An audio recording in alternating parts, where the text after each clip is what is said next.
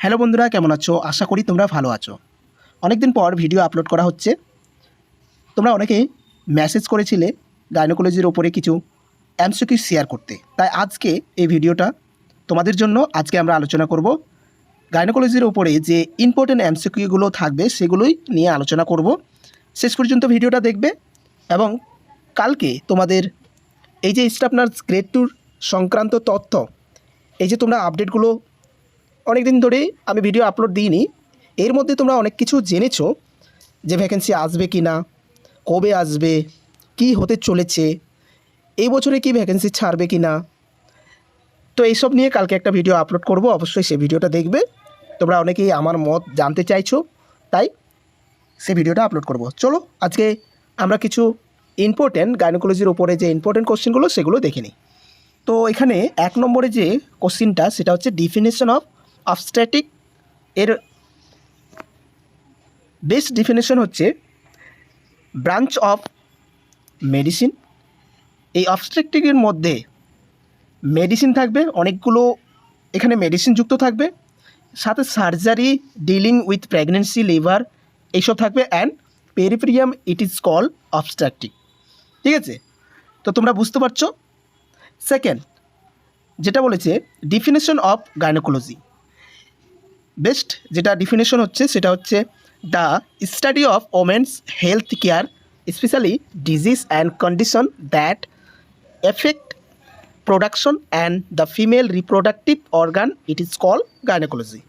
এখানে বলছে যে ওমেন মানে মহিলাদের যে হেলথ কেয়ার সম্পর্কে যে আমরা স্টাডি করি, স্পেশালি ডিজিজ, তারপরে তার কন্ডিশন, তারপরে হচ্ছে তার এফেক্টিভ প্রোডাকশন কি, ফিমেল রিপ্রোডাক্টিভ অর্গানগুলো, এইসব নিয়ে আমরা যে স্টাডি করি তাকেই বলে গাইনোকোলজি। ঠিক আছে, তো পরেরটা দেখে নাও, যেটা হচ্ছে আমরা বিশেষ করে গাইনোকোলজির উপরে যে জিনিসগুলো মানে যার উপরে আমরা এমসিকিউগুলো আমরা পড়বো সেগুলো হচ্ছে, দেখো, female reproductive organ, female reproductive organ, external genitalia অর্গানগুলো, ইন্টারনাল জেনেটালিয়া অর্গানগুলো নিয়ে আমরা এমসিকিউগুলো আলোচনা করব। বিশেষ করে vagina, uterus, fallopian tube, ovary, এইসব কোশ্চিন নিয়ে আমরা আলোচনা করব। মানে এইসব অর্গানের উপর এমসিকিউগুলো এই ভিডিওর মাধ্যমে থাকবে। ঠিক আছে, তাহলে আমরা পার্ট পার্ট করে পড়লে আমাদের মনে থাকবে। চলো ফার্স্ট এমসিকিউটা দেখে নাও। দ্য নর্মাল ইউট্রাস ওয়েট, এখানে বলেছে দ্য নর্মাল ইউট্রাস ওয়েট কত। আমরা প্রথম দিকে ইজি কোশ্চেনগুলো জানবো, আস্তে আস্তে আমরা কঠিন কোশ্চেনগুলোর দিকে যাব। A number 80 gram, B number 90 gram, C number 60 gram and D number 50 gram. Correct answer C, 60 gram. এখানে যদি 60 না থাকতো তাহলে আমরা 50 গ্রামকেই আমাদেরকে অ্যান্সার দিতে হতো। তো যেহেতু 60 আছে আমাদেরকে কিন্তু কারেক্ট অ্যান্সার সি, মনে থাকবে যেন। ঠিক আছে, কারণ 50 to 60 অনেক বইতে তোমরা দেখবে যে 50 to 60 গ্রাম নর্মাল ইউটেরাসের ওয়েট। ঠিক আছে, তো আমাদের অ্যাপ্রক্স 60 গ্রাম ধরে নিতে হবে। পরের কোশ্চেন দেখে নাও। Which one of following is called the endometrium of the pregnant uterus. এখানে বলেছে যে প্রেগনেন্ট ইউটেরাসের যে এন্ডোমেট্রিয়াম, ঠিক আছে, তাকে কি বলে, নিচের কোনটিকে বলে? এ নাম্বার কোরিয়ন, বি নাম্বারে অ্যামনিয়ন, সি নাম্বারে বলেছে মোরুলা অ্যান্ড ডি নাম্বারে বলেছে decidual. Correct answer decidual.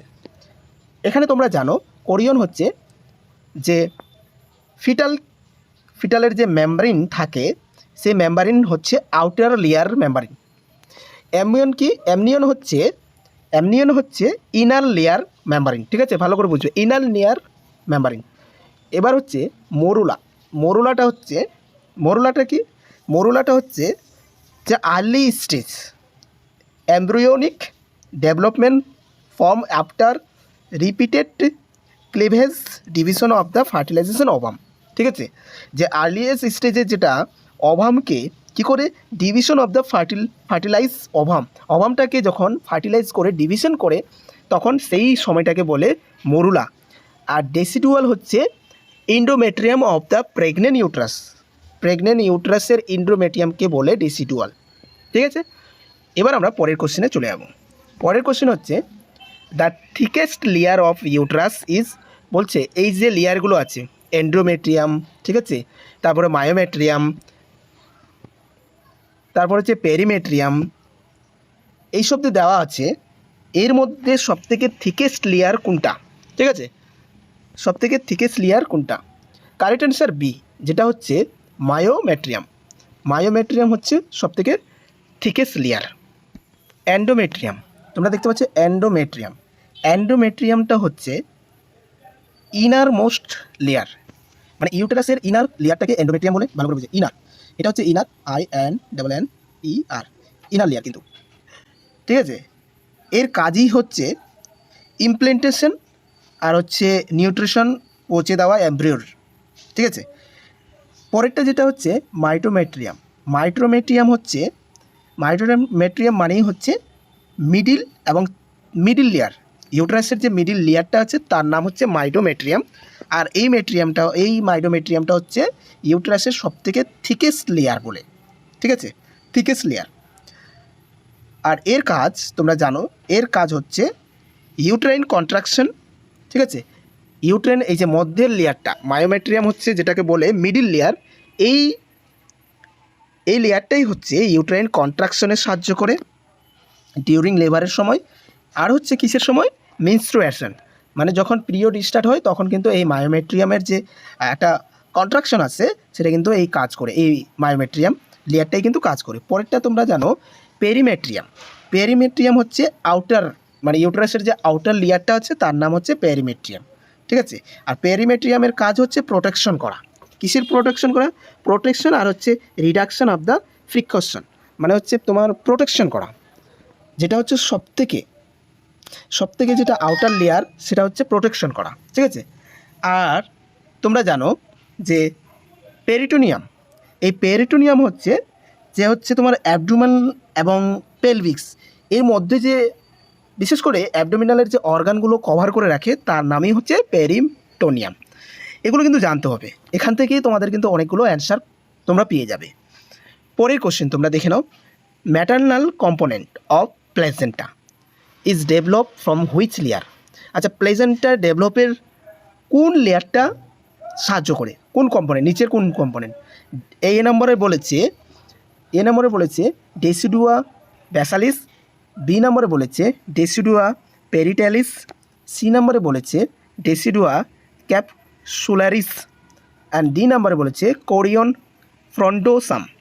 Correct answer তোমরা দেখতে পাচ্ছ এ নাম্বার ডেসিডুয়া ব্যাসালিস। এবার যে এই যে ডেসিডুয়া ব্যাসালিস, এরা এক একজন এক এক রকমের কাজ করে, ঠিক আছে। যেমন হচ্ছে ডেসিডুয়া ব্যাসালিস এই লেয়ারটা কিন্তু এই প্লেজেন্টটাকে ডেভেলপ করতে সাহায্য করে। বি নাম্বারে যেখানে বলেছে ডেসিডুয়া প্যারিটেলিস, এর কাজ তোমরা জানো, এর কাজ হচ্ছে প্রেগনেন্সিটাকে সাপোর্ট করা, যেটা হচ্ছে provide the modified uterine lining and support the pregnancy. C নাম্বারে বলেছে ডেসিডুয়া ক্যাপসুলারিস, এই ডেসিডুয়া ক্যাপসুলারিসের কাজ হচ্ছে কভার করা, কোনটাকে কভার করা? যে ইমপ্লেন্টেশন এমব্রিওকে কভার করা during the early stage of pregnancy, early stage of প্রেগনেন্সিকে পুরো সেটাকে কভার করে রাখা বা প্রোটেক্ট করা যেন ইমপ্লেন্টেশন এমব্রিও ঠিকঠাক হয়, ঠিক আছে। আর কোরিয়ন ফ্রন্ডোসাম, এটা হচ্ছে যে পুরো এটার কাজই হচ্ছে অক্সিজেন, নিউট্রিশন এবং waste product between the maternal and fetal, এই যে ব্লাডের মাধ্যমে আদান প্রদান করা, এই হচ্ছে কোরিয়ন ফ্রন্ডোসাম, এর দ্বারাই হয়, ঠিক আছে। আমরা এবার পরের কোশ্চেনে দেখে নেব, দ্য লেন্থ অফ সার্ভিক্স। এ নম্বরে বলেছে 3.5 সেন্টিমিটার, বি নম্বরে বলেছে 4.5 সেন্টিমিটার, সি নম্বরে বলছে 2.5 সেন্টিমিটার, অ্যান্ড ডি নম্বরে বলছে নান অফ অ্যাবাভ, ঠিক আছে। Correct answer 2.5 centimetre, correct answer C 2.5 centimetre. পরের কোশ্চেন তোমরা দেখে নাও, আমরা জানলাম যে সার্ভিক্সের লেন্থটা কত, মানে দৈর্ঘ্য কত। এই কোশ্চেনটাতে বলেছে সার্ভিক্সের ডেভেলপ হয় কোথা থেকে? এই যে চারটে দেওয়া হয়েছে এর মধ্যে কোনটা থেকে ডেভেলপ হয়? এ নম্বরে বলছে ওলফিন ডাক। বি নম্বরে হচ্ছে মেসোনোফ্রস। সি নম্বরে বলেছে মুলেরিয়ান ডাক।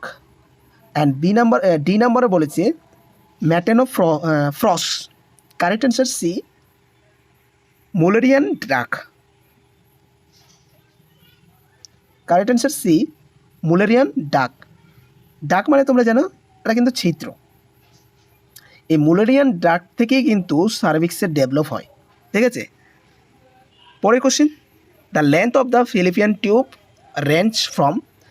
আমরা আগেই বলেছি যে আমরা ইউটেরাস সম্পর্কে পড়ব, ফিলিপিয়ান টিউব সম্পর্কে পড়ব, ওভারিজ সম্পর্কে পড়ব। ঠিক আছে, মানে ভিজাইনাল ইন্টারনাল পার্টগুলোর সম্পর্কে আমরা আগে জানবো। এখান থেকে কিছু কোশ্চেন তোমাদের থাকবে, তাই প্রত্যেকটা কোশ্চেন তোমরা মনে রাখবে।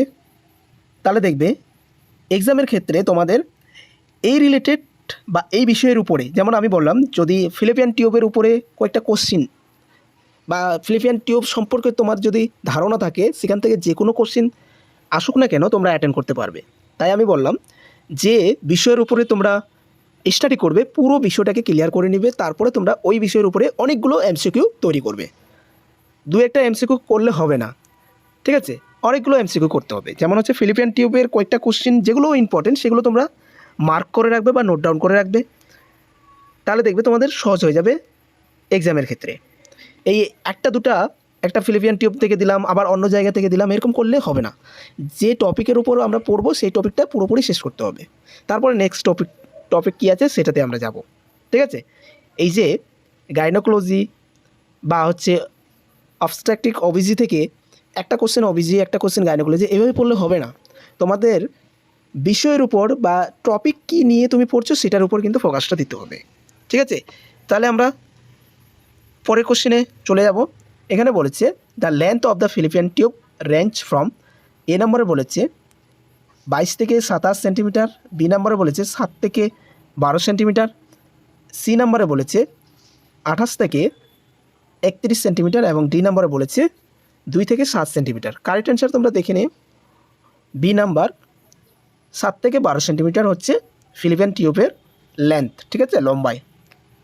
পরের কোশ্চেন এখানে বলেছে ন্যারোয়েস্ট মানে সবথেকে সরু part of the fallopian tube. এটা তোমাদের অনেকবার দেওয়া হয়েছে যে ফিলিপিয়ান টিউবের কিন্তু সবথেকে ছোট পার্ট যে জায়গাটাকে বলে তার নাম কি। ঠিক আছে, আবার হচ্ছে বড় কোন জায়গাটা, ফিলিপিয়ান টিউবের বড় যে একটা জায়গা আছে সেই জায়গাটার নামও কিন্তু জানতে চাইবে। ঠিক আছে, তো এ নম্বরে বলছে ইন্টারস্টিয়াল, বি নম্বরে বলেছে ইস্তেমাস অ্যান্ড সি নম্বরে বলেছে ইনফান্ডিবুলাম, ডি নম্বরে বলেছে অ্যাম্পুলা। কারেক্ট অ্যান্সার এ। এবার এখানে বলছে আমরা প্রথমে কি বললাম যে সরু পার্ট কোনটা, মানে হচ্ছে ন্যারোয়েস্ট। এখানে বলেছে the longest portion of the fallopian tube মানে দীর্ঘ। এখানে কারেক্ট অ্যান্সার তোমরা দেখে নাও যে অ্যাম্পুলারি পোর্শন। ঠিক আছে, অ্যাম্পুলারি পোর্শন। পরের পোর্শন, পরেরটা দেখে নাও the function of the fallopian tube. Fallopian টিউবের কাজটা কি। এ নম্বরে বলছে secretion of the oestrogen and progesterone, B নম্বরে বলেছে প্যাসেজ অফ দ্য ফিটাস এবং সি নম্বরে বলেছে occurrence of the fertilization, D নম্বরে বলেছে developing foetus. Correct answer C, occurrence of fertilization. পরের কোশ্চেন আমরা চলে আসছি X ray study of the fallopian tube is known as, মানে এক্স রে স্টাডি অফ ফিলিপিয়ান টিউবের যে এক্স রে স্টাডি হয় তার নাম কি। আরেকটা কিন্তু নাম আছে, সেটার নাম হচ্ছে, কারেক্ট অ্যান্সার তোমরা দেখতে পাচ্ছ, আর বলে কোনো লাভ নেই বা দেরি করে কোনো লাভ নেই, কারণ অনেকগুলো কোশ্চেন আছে সেগুলো তোমাদেরকে শেয়ার করতে হবে। কারেক্ট অ্যান্সার দেখে নাও সালপিঙ্গোগ্রাফি। সালপিঙ্গোগ্রাফি হচ্ছে এই x ray study of ফিলিপিয়ান tube. 15 যেটা হচ্ছে 15 নম্বর কোশ্চেনটা হচ্ছে fertilization ovum is the implanted in uterus after.